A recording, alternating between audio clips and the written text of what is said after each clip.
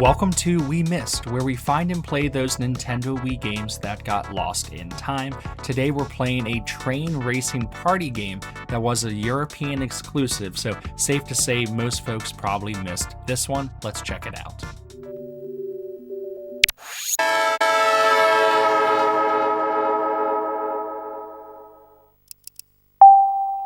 Episode 9, Turbo Trainz, developed by Broken Switch Studios and published by the independent Australian team N3V Games, who most recently released their latest Trainz with a Z game last year in a very long line of Trainz games over the years called Train Simulator World Tour. But let's quickly get the idea of simulators out of your head because, I haven't been on a train in a while, but I'm pretty sure things like this don't happen.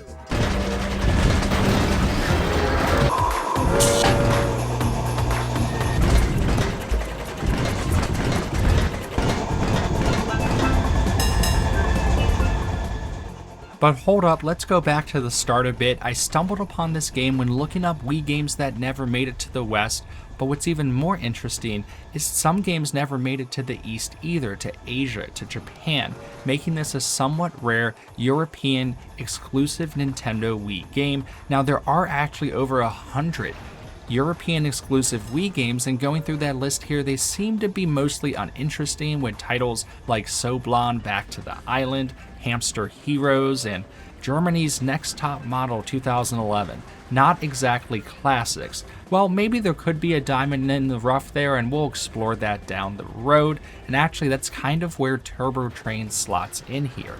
Unlike a lot of games on that list though, this isn't some tie-in to a weird franchise or TV show trying to cash in on something, and it actually has several, somewhat small, but several recommendations from what very little info I could find. Let's dive in. When loading up Turbo Trainz for the first time, we are actually introduced to a nice opening cinematic showing the main characters and their corresponding trains in the game, and even a little backstory. A total of 8 different drivers with all different stats and racing styles, which you'll see later. When the main menu loads, we have your typical setup for a racing game, with tutorials being the first option, so let's actually start there. As you can see, you'll be racing along these train tracks that twist and wind their way through traditional lap style courses. But you're a train, right, so you'll have to stick to the tracks. Well, kinda. You can jump from track to track, make decisions about what path to take when there's a branching path, lean into turns, jump onto other racers, and use power-ups. It's actually kind of a neat way to interact and force some action with your fellow racers, and honestly might look too restricting, but it really doesn't feel like that when you play.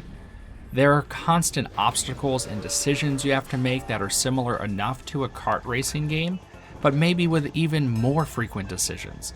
After completing the relatively short tutorial section here, the single player options are next: single race, time trials, and Turbo Cup.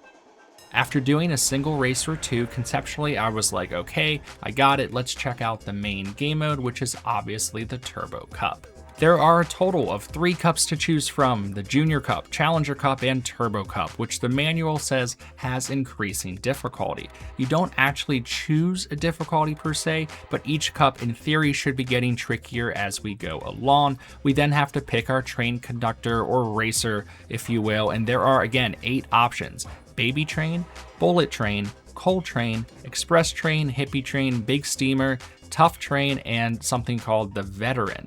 I went with the Hippie Train since it had one of the higher top speeds, and well, this is a racing game, so that seems important. Other stats for each train were turbo, strength, and tilting. Anyways, we are given a quick 4-race preview of what lies ahead: Jungle Express, Dusty Outback, Leafy Passway, and Sandy Railway being the names of the first 4 tracks. In the first race here, I had a bit of a learning curve, no pun intended, and I did eventually pass the leader on lap 3.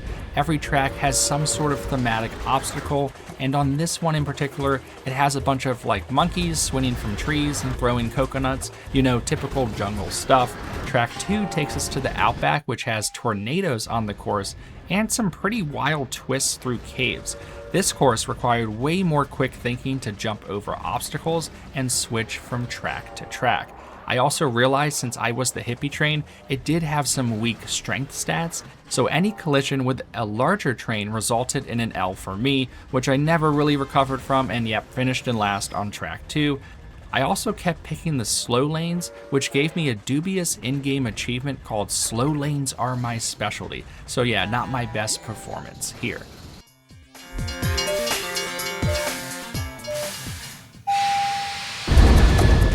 Race 3 went a little better and I was in the mix. It was a very close 1-2-3 finish here, but I did get third. Going into the final race, I was 30 cup points behind, so I needed to get first.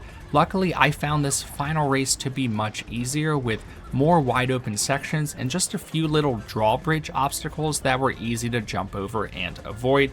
I got enough to get first place, followed by a quick little podium display. Nothing unlocks after this behind the scenes, so next is the Challenger Cup. This time, instead of using the hippie train, I went with the express train since it had more all-around stats, and I thought that would be better for collisions with other trains. Once again, we are given the 4-race preview for what lies ahead in Cup 2, Snowy Peaks, Sunset Station, Texas Train Yard, and the Lava Line. Based on the mini-map at the bottom left, these look a bit more intense and longer. Something I didn't mention before is this rechargeable turbo meter in the bottom right, controlled by making a running or chugging motion with your arms. It's super helpful for taking turns at high speeds, and believe it or not, it's really not that annoying to do, but necessary here at the higher speeds and trickier courses. Also, everybody seems to use the turbo at the start, so if you don't use it right away, you automatically fall back to 3rd or 4th place. Since you are following train tracks though, it really doesn't take away from your ability to react what's happening on screen. These first 2 levels in Cup 2 had a few obstacles on the course requiring you to lean left or right to avoid, and a dynamite bridge, which seems fitting for the Wild West. Some obstacles will trigger after a few trains pass over them, so each lap might feel a little different than the previous one. Race 3 was much tighter here, but I did manage to get a 3rd straight first place finish. I'll briefly talk about some of the power-ups in the game, of which there are 10 different ones ranging from your usual oil slicks you can leave behind you, which is like a banana in Mario Kart, rockets that work like red shells, and flame boosts that accelerate you forward. It's a solid mix of items, with the only annoying one being this anchor, which if any player gets, it targets the first player and slows them down, kind of like an instant blue shell in Mario Kart. I once again got first place on the podium after coasting to another win, and it was on to the Turbo Cup. Turbo Cup gives us our final 4 courses: Boiler Beach, Iceland, Winter Express, and Mir Mirage. I think my favorite course in the entire game was Iceland, which has this train ski lift in the middle of it before barreling back down the mountain, reminding me of some of the DK courses from, again, Mario Kart. I did well on the first 3, but got last on Mir Mirage. Luckily, I had enough points to take home first place again. Even though I got last place here, I did enjoy the races that felt tighter, as interacting with the other trains adds to the chaotic element intended of timing power-ups or avoiding trains that are trying to jump on you, and it's a ton of fun. But yeah, another first place finish for the old express train.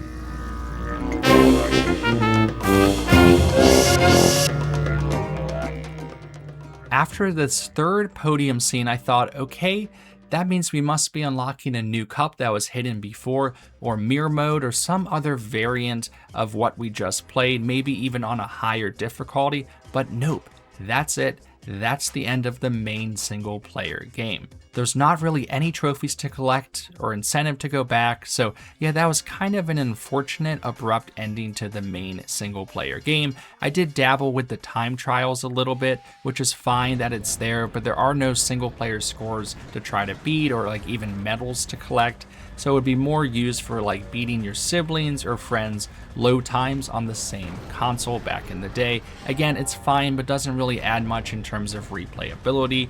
Multiplayer is next, and spoiler alert, this is where the game truly shines.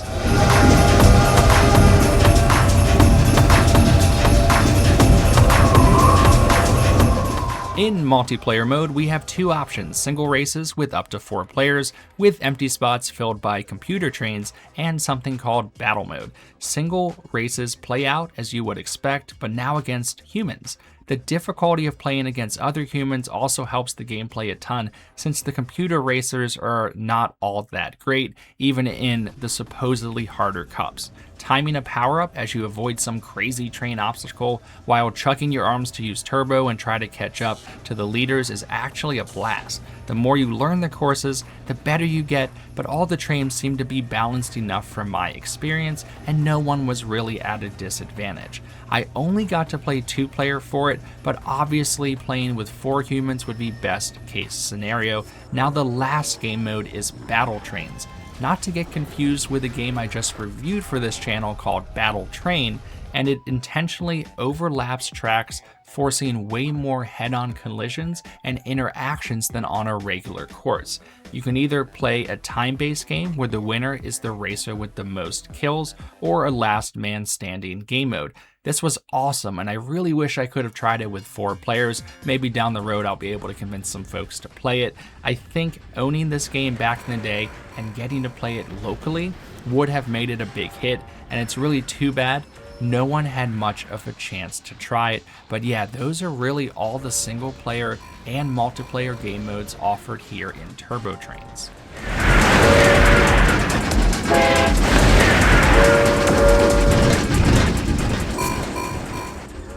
Something that I haven't mentioned before in this series that I wanted to point out is that the Wii is still in the era where we have video game manuals, like actual ones, and not just like a disclaimer about something. So in Turbo Trainz, it's just one example of one where you actually get a full backstory with controls and game modes, and it's just a nice thing to have from this era, and Turbo Trainz is no different.